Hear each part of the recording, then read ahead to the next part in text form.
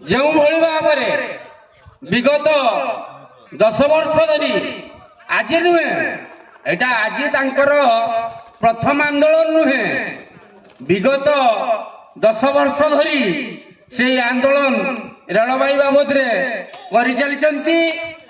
ଆମର ଯୋଉ ଟ୍ରେନ ଏଠି ରହଣି ହଉଥିଲା, ମୁଁ ଗୋଟେ ସାଧାରଣ ଭାବରେ କହିବା ପାଇଁ ଚାହୁଁଛି, ଯୋଉ ଟ୍ରେନ ଏଠି ରହୁଥିଲା ଯୋଉଟା କି ଇଷ୍ଟ କୋଷ୍ଟ ଏକ୍ସପ୍ରେସ ଏବଂ ଉତ୍କଳ ଏକ୍ସପ୍ରେସ ବିଗତ ପାଖାପାଖି 47 ବର୍ଷ ହେବ ଏଠି ରହଣି ଥିଲା। କରୋନା କାଳରେ କଣ ହେଲା କଣ ନାହିଁ ସେ ଷ୍ଟପେଜ ବନ୍ଦ କରାଗଲା। ଯୋଉ ଯୋଉ ଷ୍ଟେସନରେ ବନ୍ଦ କରାଯାଇଥିଲା ସେ ସବୁ ଷ୍ଟେସନରେ ରହଣି ହେଲାଣି। କାଲି ଆମର ଏଇ ଯୋଉ ଆନ୍ଦୋଳନର ପୁରୋଧା ମିଡିଆକୁ ମଧ୍ୟ କହିଛନ୍ତି ଯେ କିଛି ନୁହଁ, ଆମର କିଛି ଦରକାର ନାହିଁ, ଆମର କେବଳ ଇଷ୍ଟ କୋଷ୍ଟ ଏକ୍ସପ୍ରେସ, ଫୁଟ ଓଭରବ୍ରିଜ ଏବଂ ଉତ୍କଳ ଏକ୍ସପ୍ରେସ, ଆଉ ଯୋଉ ସମ୍ପର୍କାନ୍ତି ରହିଲା ଅନ୍ୟାନ୍ୟ ଟ୍ରେନ ରହିଲା ସେ ବାବଦରେ ଆମେ ଆଲୋଚନା କରିବା ପାଇଁ ବର୍ତ୍ତମାନ ମୁଁ ବ୍ୟକ୍ତିଗତ ଭାବରେ ଚାହୁଁନାହିଁ।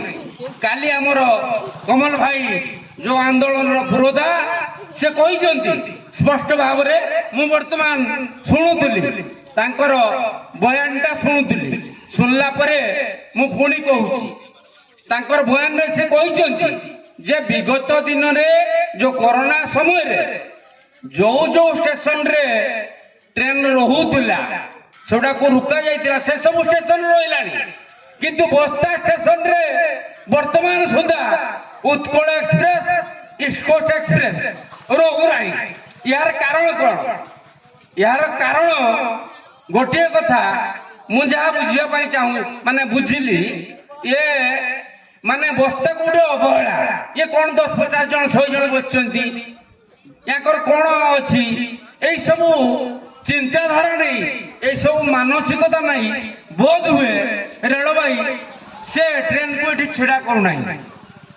ରେଳବାଇ ଏ ଯୋଉ ମାଟିଆ ଡ୍ରେସ ପିନ୍ଧିକି ଛିଡା କରିଛନ୍ତି ଆମ ଆଗରେ, ଆମକୁ ଛିଡା କରିବା ମାନେ ଆମେ ବିଶୃଙ୍ଖଳା କରିବା ନା ଶୃଙ୍ଖଳିତ ହବା ସେ ବାବଦରେ ଛିଡା ହେଇଛନ୍ତି। ମୁଁ ସେ ମାଟିଆ ଡ୍ରେସ ବାଲାଙ୍କୁ କହିବା ପାଇଁ ଚାହେଁ ଯେ ସେମାନେ ବି ଗୋଟେ ଗୋଟେ ଲେଖିକି ଦିଅନ୍ତୁ, ଏଠି ଆବଶ୍ୟକତା ଅଛି, ଏଠି ଇଷ୍ଟ କୋଷ୍ଟର ଆବଶ୍ୟକତା ଅଛି, ଏଠି ଆପଣଙ୍କର ଉତ୍କଳ ଏକ୍ସପ୍ରେସର ଆବଶ୍ୟକତା ରହିଛି। ଏଟା କେବଳ ବସ୍ତାବାସୀଙ୍କ ସ୍ୱାର୍ଥ ନୁହେଁ। ଆମର ଶଙ୍କର ଭାଇ ୟା ପୂର୍ବରୁ କହୁଥିଲେ ଯେ 2ଟା ଜିଲ୍ଲାର ଲୋକ ୟା ଉପରେ ନିର୍ଭରଶୀଳ, ମୟୂରଭଞ୍ଜ ଏବଂ ବାଲେଶ୍ୱର। କେବଳ ବାଲେଶ୍ୱର ମୟୂରଭଞ୍ଜ କହିଦେଲେ ହବନି, ବାଲିଆପାଳର 27ଟି ପଞ୍ଚାୟତ ଏବଂ ଆମର ପାଖାପାଖି ମୟୂରଭଞ୍ଜର 13ଟି ପଞ୍ଚାୟତ ଏ ମାନେ ଷ୍ଟେସନ ଉପରେ ନିର୍ଭର କରନ୍ତି, କିନ୍ତୁ ଏ ଅବହେଳା ଆଉ ବରଦାସ୍ତ କରାଯିବ ନାହିଁ।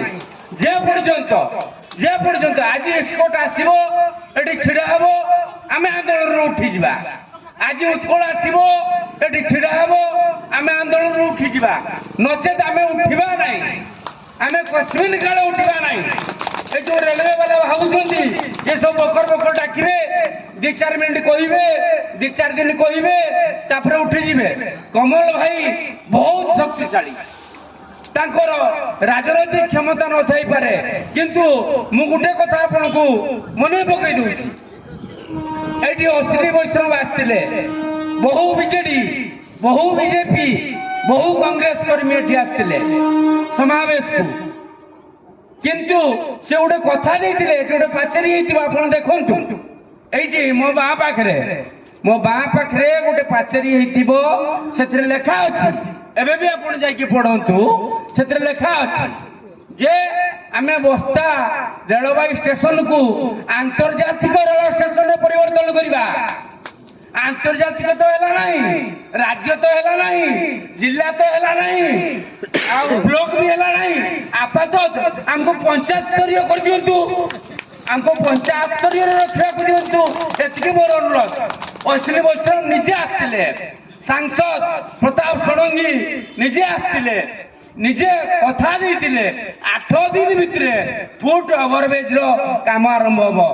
ଦେଖନ୍ତୁ ଫୁଟ ଓଭରବ୍ରିଜ ତ କାମ ଆରମ୍ଭ ହେଲା ନାହିଁ, ଇଷ୍ଟ କୋଷ୍ଟ ବି ରହିଲା ନାହିଁ, ଉତ୍କଳ ଏକ୍ସପ୍ରେସ ମଧ୍ୟ ରହିଲା ନାହିଁ।